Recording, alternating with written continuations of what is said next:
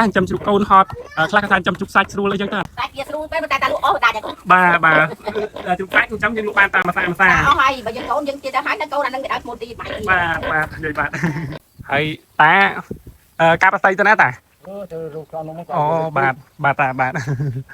ពីអ្នកយាយតាក្តីសុកណាមករស់នៅឃើញបងប្អូននៅឆ្លាស់ខាងក្រោយនេះវាលហលហេវលហើយមកខ្យល់ធម្មជាតិល្វិចពីអ្នកយាយតាវិចនំដល់មកវិចនំយកវិចនំយកទៅលក់មកពីលក់វិញមើលកូនជ្រូកមើលដំណាំកសិកម្មនៅផ្ទះតិចតួចចង់និយាយថាសុបាយចិត្តចាស់ទៅអត្រែតតែប៉ុណ្្នឹងបានតា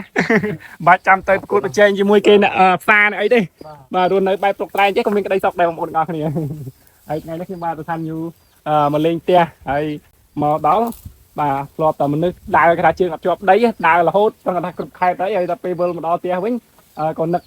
តានឹកយាយនឹកបងប្អូនជុំវិញនៅបរិវេណហ្នឹងអញ្ចឹងដើរលេងគាត់តិចមើលផ្ទះណាដែលគាត់ចំតាត់អីខ្លះហើយចាំមើលទៅទៀតហ្នឹងខ្ញុំនឹងអាចដើរទៅដល់ខាងជើងនោះទៀតហើយព្រោះនៅខាងមាសហែកនេះមានបងប្អូនទៀតគាត់ចំមេជ្រូកច្រើនមែនតើបងប្អូនទាំងអស់គ្នាគឺចំលក្ខណៈគ្រួសារទេប៉ុន្តែលក្ខណៈគ្រួសាររបស់គាត់ចំតតាំងពីពុកគាត់ម្ដាយគាត់តរាប់ឆ្នាំមកហើយបើចូលទៅ4 10 20ឆ្នាំក៏មានផ្ទះខ្លះចូលដល់20ឆ្នាំជាងក៏មានបងប្អូនទាំងអស់គ្នានិយាយទៅនៅខាងខេត្តបៃរៀងនេះគាត់ចំភាគច្រើនគឺចំមេជ្រូកចំមេយកកូនប៉ុន្តែបើភាគច្រើនបងប្អូនយើងអ្នកខេត្តផ្សេងមួយចំនួនធំពេលតែខ្ញុំដើរទៅគឺគាត់សបោចិញ្ចឹមជ្រូកសាច់បាទនិយាយទៅមួយយ៉ាងម្នាក់ទេបងប្អូនបាទហើយពេលដែលខ្ញុំស្ដាប់ពួកគាត់និយាយគាត់ថាខ្លះចិញ្ចឹមជ្រូកកូនហត់ខ្លះគាត់ថាចិញ្ចឹមជ្រូកសាច់ស្រួលអីចឹងទៅអានឹងជាកាសសាច់វាស្រួលពេលតែលក់អស់ដាច់ហ្នឹងបាទជ្រូកសាច់ចិញ្ចឹមយើងលក់បានតាមភាសាអស់ហើយបើយើងកូនយើងទៀតទៅហើយដល់កូនអានឹងគេឲ្យឈ្មោះទីបាទនិយាយបាទហើយជ្រូកនេះបាគេពណ៌សឯងបាទកូនបាខ្លាឃ្លោកគាត់នេះវាសដែលដាច់ខ្លាដែរកូនពីទៅរៀងបើបាទមេបងប្អូនញ័រមេទៅវាចាក់កូនតាមបាទទៅកៅហ្នឹងតំណងយ៉ាងដែរពីអ្នកយាយតាបងប្អូនទាំងអស់គ្នាអានេះកើតហើយបានអូដៅឈ្មោលទៀតអីអូអានេះលក់បានភាសាឥឡូវដៅឈ្មោលដាក់ឈ្មោលហើយទៀតបាត់ហើយហ្នឹងបាទយាយឆ្នាំនេះបងប្អូនទាំងអស់គ្នាមើលទៅទឹកមុខឲ្យខ្ញុំរហូតខ្ញុំបាទខ្ញុំមានតែសុបាយចិត្តទេចង់និយាយថាចំបានក៏សុបាយចិត្តបើចំទៅបរាជ័យយើងជួយរកបត់វិញ្ញាណរកបាទមូលហេតុទាំងអស់គ្នាដោះស្រាយទាំងអស់គ្នាហើយយើងបន្តទៀត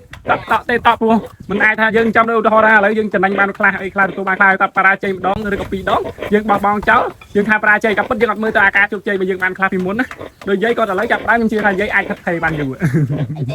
បាទយើងនេះសំខាន់ឲ្យតែបងប្អូនប្រជាពលរដ្ឋខ្មែរយើងទាំងអស់បងប្អូនអ្នកដែលគាត់មានឥទ្ធិពលបាទធ្វើមកជួយបិទគប់ពីក្រៅមកកុំឲ្យសាច់ជ្រូកចូលក្នុងស្រុកយើងព្រោះកាលណាតែចូលក្នុងស្រុកមិនថាកូនជ្រូកឬក៏ជ្រូកសាច់ទេគឺតម្លៃគឺអត់បានថ្លៃទេព្រោះតែយាយឬក៏បងប្អូនយើងភាគច្រើនគាត់អ្នកចិញ្ចឹម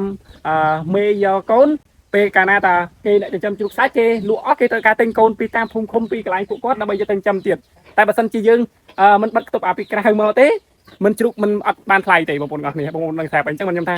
មានអីទេយើងខុសត្រូវអីនិយាយគ្នាយើងជួយគ្នាទៅបាទខ្មែរដូចគ្នាគ្រប់ត្រគ្នាលើកទឹកចិត្តគ្នាសិនជាជួបបញ្ហាយើងជួយដោះស្រាយគ្នាតែប៉ុណ្្នឹងបាទបងប្អូនទាំងអស់គ្នាហើយថ្ងៃនេះខ្ញុំបាទឋានយូមានតែប៉ុណ្្នឹងទេមកលេងដោយស្នាមខ្ញុំបាទឲ្យតែឃើញនិយាយថាទទួលបានជោគជ័យបងប្អូនខ្មែរយើងបាទទៅសប្បាយចិត្តទៅបាទអរគុណច្រើនបងប្អូនអពុមីងទាំងអស់គ្នាបាទណែមើលកូនជុកល្អទៀតស្មើគ្នាបងប្អូនណា